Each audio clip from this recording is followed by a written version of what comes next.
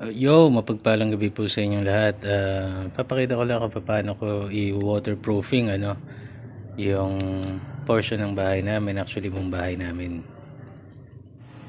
Sobrang tagal na ng bahay na to. Pinatubo days pa, 1990s, 1991. Bale, prior to 1990s, nakatayo na tong bahay na to, tapos nirenovate na lang noong pinatubo dahil nasira. So, ang ginagawa natin ngayon, sinisil natin to. Kasi kung makikita niya, syempre, may tambak, tapos sinemento mo. Pag hindi nakasil yung gilid, dyan papasok yung mga anay, tsaka sibol, pwedeng magmula dyan. So, kailangan, after so many years, pati yung pader, itong pader na to, pinahiran lang muna natin ng goti na waterproof glue. Saka natin nilagyan ng masking tape, saka natin nilalagyan sana ng mga ganito ng ito, leak proof and water. Maganda to, spray lang, kaya lang bilis maubos. Saka rain or shine. So tinitipid ko siya, itong putty tough, full putty. So medyo tinitipid ko siya kasi lahat, itatry kong isil buong bahay, lahat ng mga corners ng bahay at saka mga crack na ganyan, para lang mabawasan yung mga kalat, saka yung mga anay, mga sibol. Kung maaari, hindi na siya magsibol dahil tumaas na yung level natin sa labas, natambakan. So ang loob hindi naman natambakan. So para hindi magsibol, susubukan natin i-cover siya lahat. Ito mga kapatid, tinesting ko yung flame gun galing Lazada, no? Masyadong moist, damp yung lugar, no? Moist, damp, humid. So kailangan mong gamitan ng konting apoy, tapos maraming mga anay sa gilid, doon sa mga crevices, yung mga maliliit na butas-butas and cracks na nakarekta na sa lupa, no? So from lupa aakit yung anay. So gagamitan natin ito. Nakita niyo naman paano siya ikabit. Meron siyang parang kuntil, ipapasok mo lang dun, itlapat mo dun sa kuntil. Ayan, tapos ikutin mo siya, then gamitin mo na. Ayan, yung mga lalagyan natin ng sealant. Bale, sealant, masking tape, and then sealant ulit. Yan ang ginagawa natin. Yan, pinapainitan muna natin kasi nga sobrang damp, kahit ang tagal niya na nung binaha siya at nagsibol. So, tsaka ang daming anay. So, ginagamitan po natin ng ganyan. Again, hindi po tayo expert, hindi po tayo mahusay. Sigurado maraming makakapagsabi ng mas maayos na trabaho o mas tama. Mga trabaho talaga nila yan. Pero ang pagmamalasakit po kasi sa bahay ay talagang tayo lang mismo yung mas makakapagmalasakit sa sarili nating bahay. So minsan mali yung method mo, pero as long as yung objective mo nagagawa mo, safe ka naman, okay lang yan. So ito pong nilagay kong ito ay waterproof glue muna, para pumasok siya talaga dun sa mga sulok-sulok. Ayan.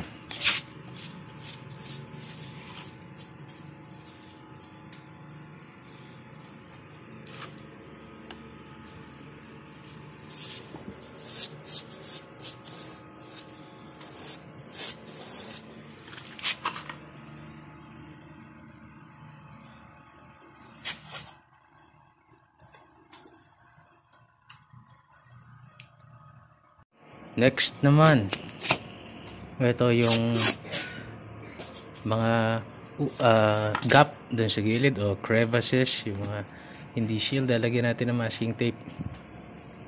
Yan,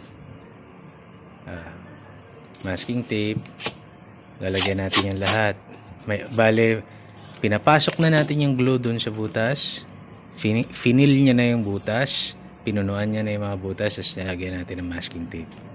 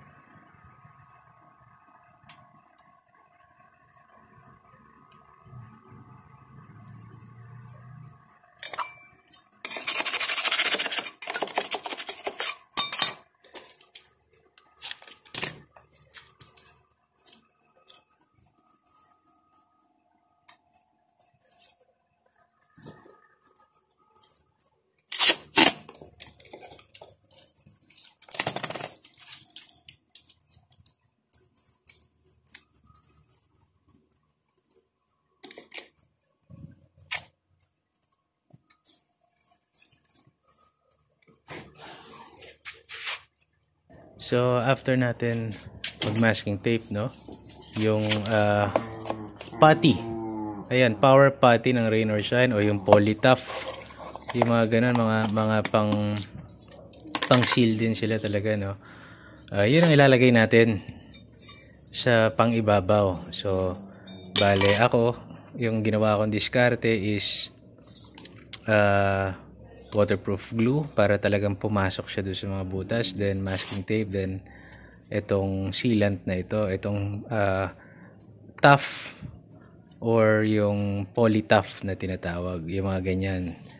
Marami pa po kayo makikita mga sealant na produkto. Actually, ang pinakamadali sanang gawin dyan yung spray, waterproof spray, tapos lagyan mo ng masking tape, tapos lagyan mo ng Polytough o ng waterproof glue. Pero nire-reserve ko, isa lang kasi yung spray bottle natin, nire-reserve ko siya sa mga tough to reach places na hindi ko maganyan.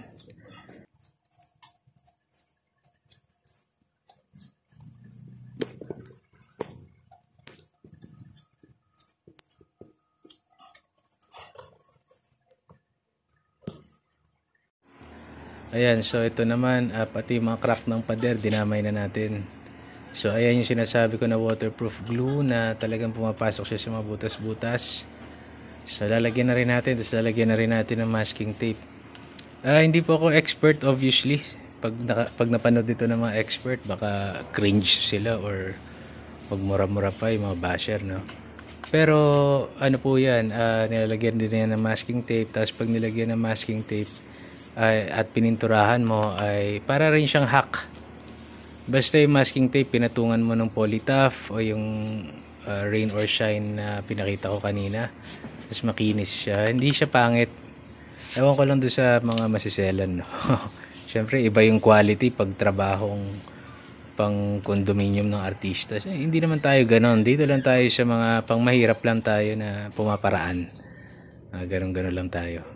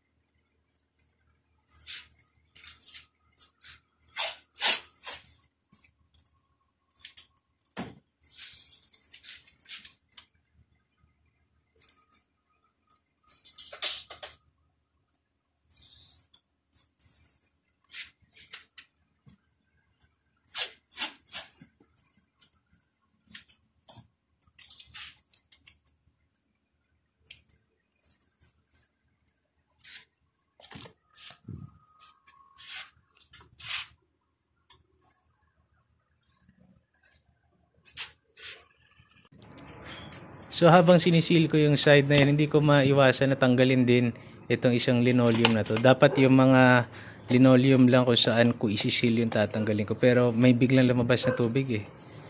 So baha siya. Ako po, I strongly discourage yung paglilinoleum. Lalo na siguro pwede yan kung ang bahay mo second floor tapos concrete. Pwede siguro mag-linoleum ka. Pero kung nasa ground floor, mahirap mag-linoleum kasi kapag ang hirap makita kung saan yung mga crack, pinagmumulan ng sibol, crack na inaakyatan ng anay, mahirap po eh. So siguro kung may second floor kayo na concrete, doon na lang kayo mag-linoleum.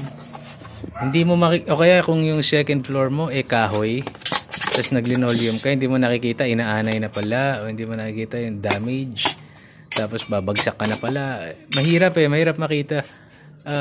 Gawin nyo po.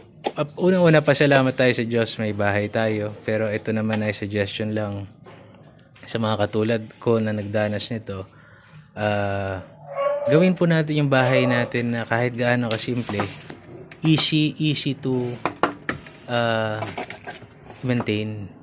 Kagaya nito, wag ho kayo maglagay ng mga built-in na aparador kasi kung isisil nyo yung lahat ng side, ang hirap. Paano maisil yan?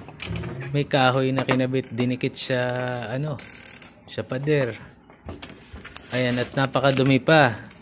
Sinasabi lagi ng nanay ko, kahit maliit yung bahay mo, dapat malinis. Pero paano mo naman, ang hirap naman. Pupunta-puntahan niya ng mga daga, ipis. Tapos kung mataba-taba ka pa at masikip-sikip yung lugar mo, kagaya ko, taba-taba. Hirap ko dyan, sakit ng lower back niyan. Kasi kailangan mo munang linisin bago ka syempre mag-apply ng product. So, gawin lang po natin na accessible yung bahay natin, easy to maintain para kahit tayo na mismo. Kasi kahit marami ka pang pera, kung wala ka namang matawag na maayos o yung matatawag mo, peperahan ka lang tapos di ka rin masasatisfy sa gawa niya, mahirap, lalo na kung ordinary lang tayo na tao. Siyempre, ibang usapan yung mayayaman, na talagang nakasil yung bahay. May mga talagang contractors na for furnitures lang, nagko-contractors pa, in-architect yung bahay. Iba yon. Ito pang ordinary yung tao lang. So, gawin mong kaya mong i-access yung bahay mo. Yan. So, ito medyo nagtatagal ako nito kasi kailangan ko pa yung aking flame gun. Ang daming anay, ang daming butas, may bahay na merong yung lagusan ng daga. So mga daga kasi rodents yan so syempre kung may butas yung semento mo, may tunnel sila sa ilalim, ma-access na nila yung bahay mo syempre, di ba? Yan, anay yan.